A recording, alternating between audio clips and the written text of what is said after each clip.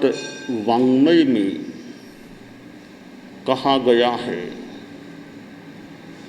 जे ये बुद्धा इकंता, जे ये बुद्धा अनागया, संति तेसिंग इत्थानम भूयानम जगई जहा।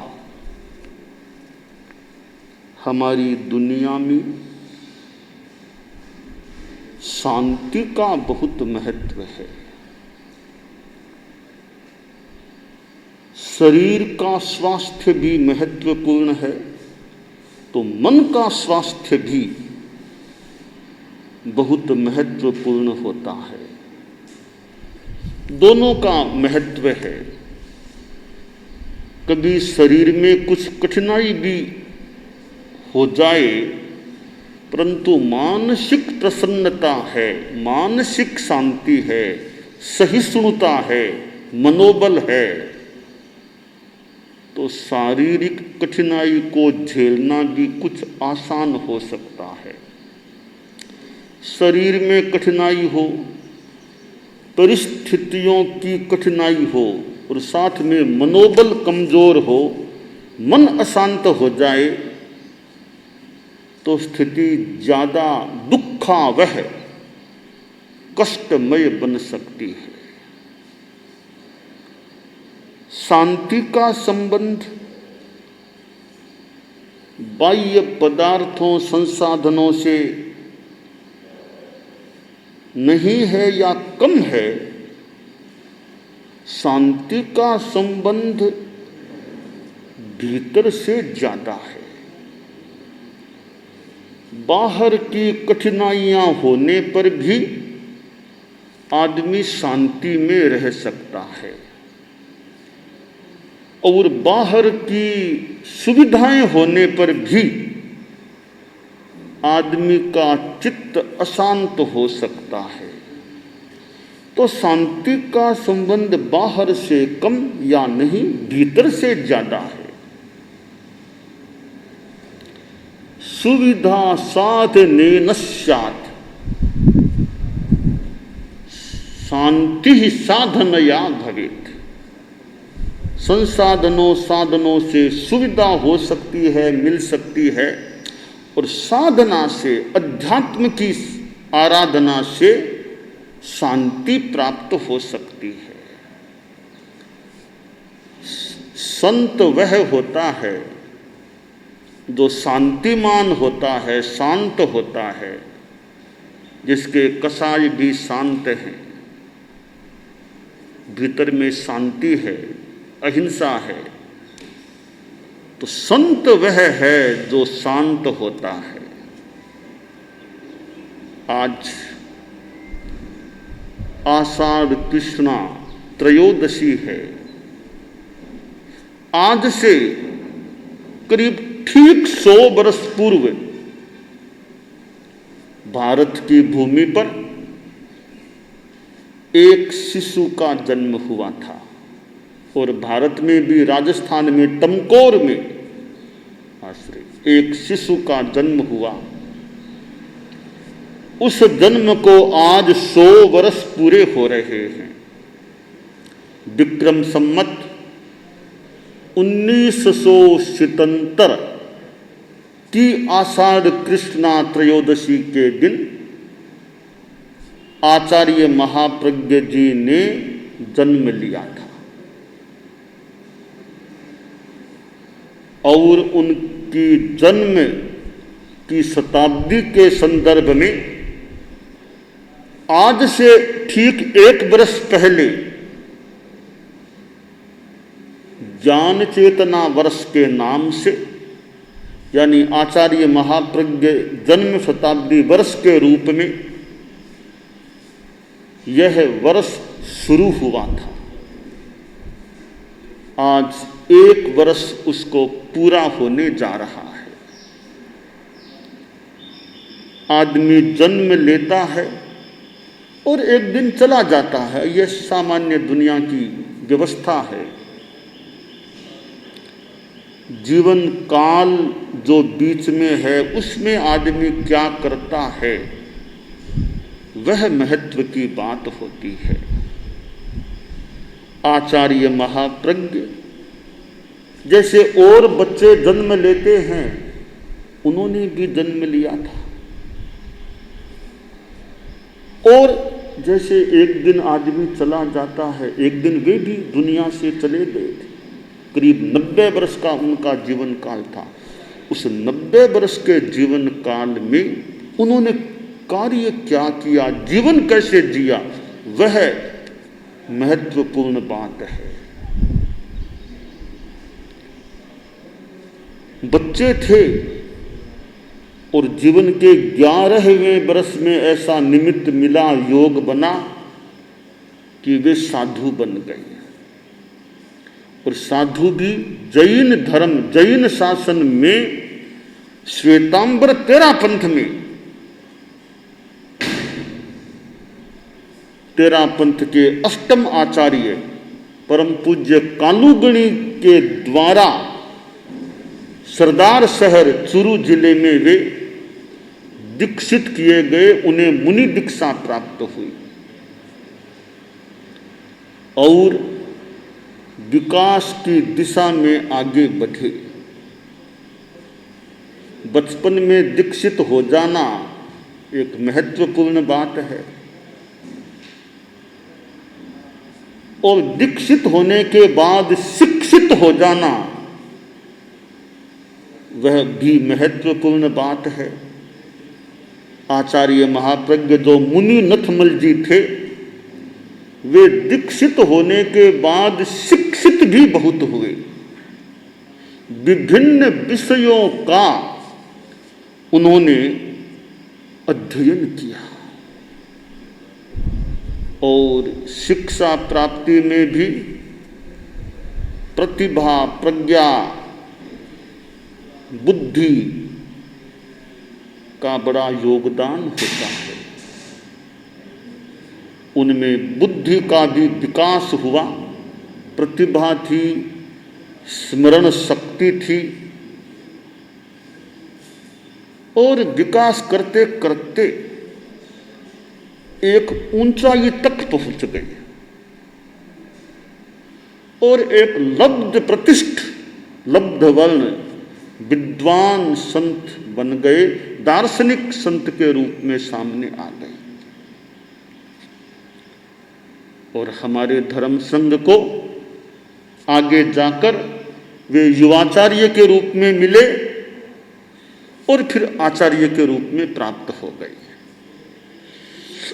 आचार्य महाप्रज्ञ हमारे धर्म संघ की आज तक की कालावधि में अद्वितीय आचार्य हैं, जिन्होंने अपने गुरु के सानिध्य में आचार्य पद पर आरोहण किया। और किसी भी आचार्य को आज तक के इतिहास में ऐसा अवसर नहीं मिला कि अपने गुरु की सन्निधि में आचार्य पद पर आरोहण किया हो, आचार्य पदाभिषेक हुआ हो। सामान्यतया पूर्व आचार्य के महाप्रयाण के बाद भावी आचार्य का आचार्य पदाभिषेक हुआ करता है, पर वे एक इस माने में विलक्षण आचार्य थे कि गुरु की सन्निधि में आचार्य पद पर आरोहण किया और आचार्य का जहाँ एक अनुशासन व्यवस्था का दायित्व होता है, वहीं वो एक गुरु के रूप में भी होते हैं। एक और धर्म संघ की व्यवस्था को देखना, अनुशासन भी करना, तो दूसरी ओर एक गुरु के रूप में ज्ञान देना, मार्गदर्शन देना और एक मानो पिता की तरह संरक्षण देना या वात्सल्य देना, आचार्य महाप्रज्ञ में वात्सल्य का भाव था, कारुण्य का भाव था। और कितने लोगों को उन्होंने उनकी समस्याओं के संदर्भ में समाधान देने का प्रयास किया था। और उनका साहित्य भी विपुल मात्रा में है। इस जन्म शताब्दी वर्ष में उनका साहित्य एक महाप्रज्ञ वाङ्मय के रूप में व्यवस्थित एक संपादित होकर सामने आ गया है। और जैन आगमों के संपादन का जो उन्होंने महत्वपूर्ण, अति महत्वपूर्ण कार्य किया, वह भी अपने आप में विलक्षण है। प्रेक्षा, ध्यान, जीवन विज्ञान जैसे उपक्रम उनसे जुड़े हुए हैं। वर्ष संपन्नता के करीब वो अंतिम दिन भी आ गया है जन्म शताब्दी वर्ष का, और ज्ञान चेतना वर्ष के रूप में यह वर्ष रहा है, क्योंकि आचार्य महाप्रज्ञ जी ने ज्ञान के क्षेत्र में पुरुषार्थ किया था। उनके जीवन का एक महत्वपूर्ण अंग था ज्ञान की आराधना। स्वयं ज्ञान अर्जन किया और दूसरों को भी ज्ञान देने का प्रयास किया। तो गीत में भी मैंने रचा था, उनके साहित्य के संदर्भ में भी, साहित्यिक संरचना से पाठक को पथ दिखलाया, साहित्यिक संरचना से पाठक को पथ दिखलाया, शब्द शक्ति से पार, शब्द शक्ति से शब्द पार, चैतन्य जगत बतलाया, बौद्धिकता की शान बढ़ाई, बौद्धिकता की शान बढ़ाई, भर वाङ्मय भंडार, सुगुरु को वंदन सत सत बार, सुगुरु को वंदन, ज्ञान चेतना वर्ष मनाई, करें उजाला भीतर, ज्ञान चेतना वर्ष मनाई, करें उजाला भीतर, संयम में विश्वास जगा कर, संयम में विश्वास जगा कर, कार्य करें सब सुंदर, महाश्रमण आचार्य प्रवर की, महाश्रमण आचार्य प्रवर की, मुख मुख जय जयकार, सुगुरु को वंदन सत सत बार, सुगुरु को वंदन सत सत, महाप्रज्ञ गुरु जन्म शताब्दी, महाप्रज्ञ गुरु जन्म शताब्दी वर्ष महासुखकार, सुगुरु को वंदन सत सत बार, सुगुरु को वंदन सत सत बार, सुगुरु को वंदन सत सत बार। तो हम वंदन करते हैं महापुरुष दुनिया में काम करते हैं, कईयों को राह भी दिखाने वाले दिखा देते हैं, कईयों में चाह पैदा कर देते हैं, और एक दिन वे ओझल हो जाते हैं, अदृश्य हो जाते हैं। तो मानो एक ज्ञान मूर्ति व्यक्तित्व, ध्यान योगी व्यक्तित्व, एक स्वाध्याय योगी व्यक्तित्व हमें मिला।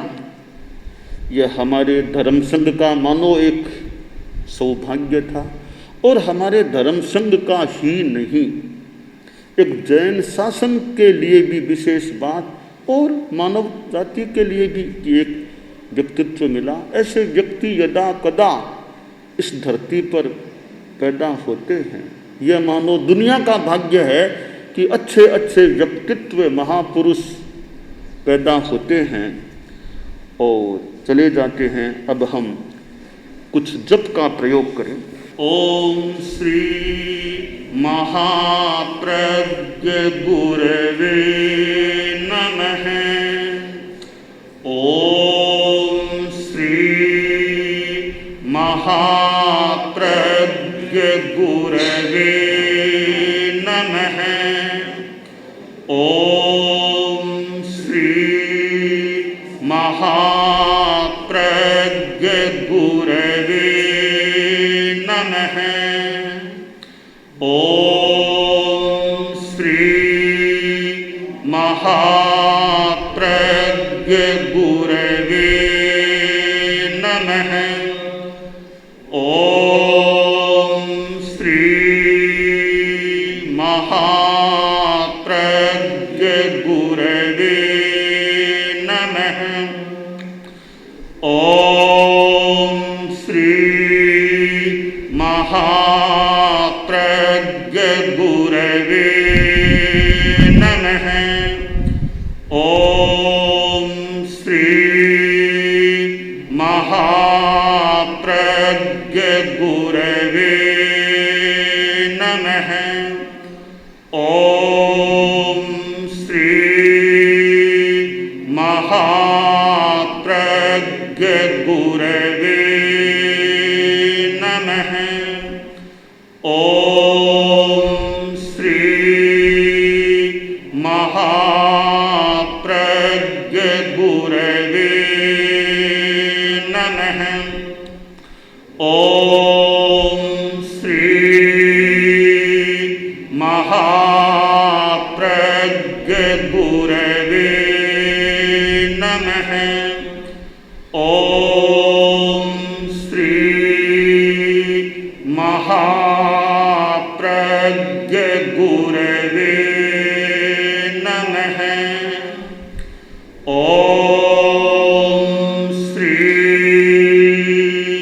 महाप्रज्ञ गुरवे नमः। ओम श्री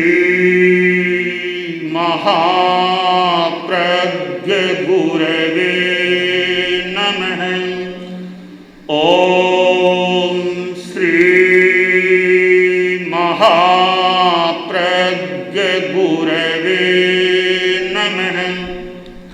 ओम श्री महाप्रज्ञ गुरवे नमः। ओम श्री महाप्रज्ञ गुरवे नमः। आचार्य महाप्रज्ञ जन्म शताब्दी वर्ष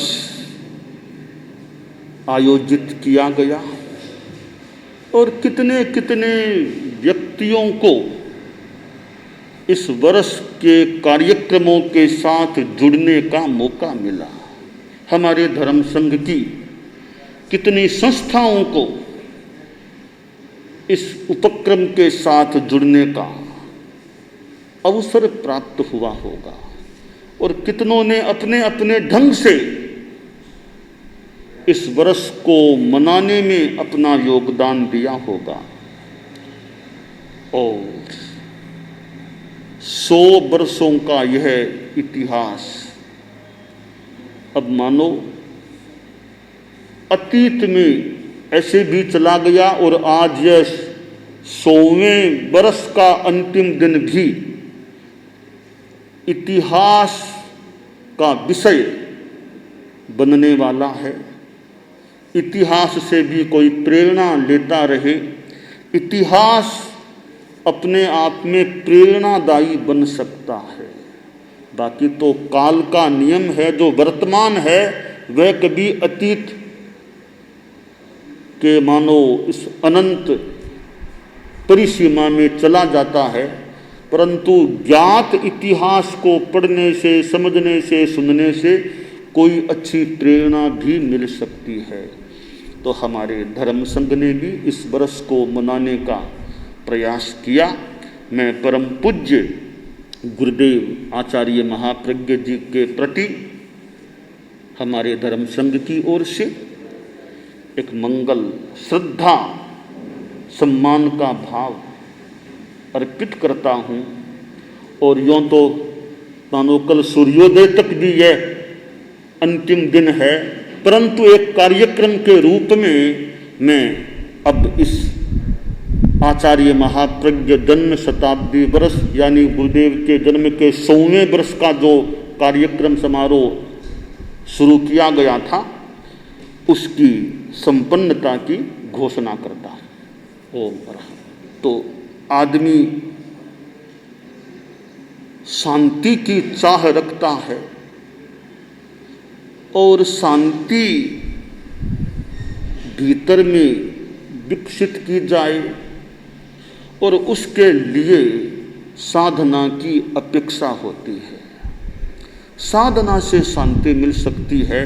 हमारा गुस्सा, लोभ, भय, चिंता, ये चीज़ें जितनी कम होंगी शांति भी मिल सकेंगी। और कुछ जप जैसी साधना, ध्यान की साधना, स्वाध्याय की साधना का भी उपक्रम चले तो वे उपक्रम शांति को पुष्ट करने वाले बन सकते हैं। जप भी एक ऐसा सुंदर प्रयोग है, उसमें आदमी तन्मय हो जाए, अच्छा श्रद्धा का भाव हो, समर्पण का भाव हो, निष्ठा का भाव हो, तो वह भी हमारी शांति में एक अच्छा सहयोगी बन सकता है। नमस्कार महामंत्र और भी अनेक जो आध्यात्मिक मंत्र हैं, उनका स्मरण करने से, जप करने से आदमी शांति की दिशा में आगे बढ़ सकता है। दानान सेठम अभयपयाणम सच्चेषु या अनवज्जं वयन्ति तवेषु या उत्तम बंभचेरम लोगुत्तमे समणे नाय पुत्ते। अरहंता मंगलम सिद्धा मंगलम साहू मंगलम केवली पन्नतो धम्मो मंगलम। अरहंता लोकुत्तमा सिद्धा लोकुत्तमा साहू लोकुत्तमा केवली पन्नतो धम्मो लोकुत्तमो। अरहंते शरणं भवज्जामि सिद्धे शरणं भवज्जामि साहू शरणं भवज्जामि केवली पन्नतं धम्मं शरणं भवज्जामि।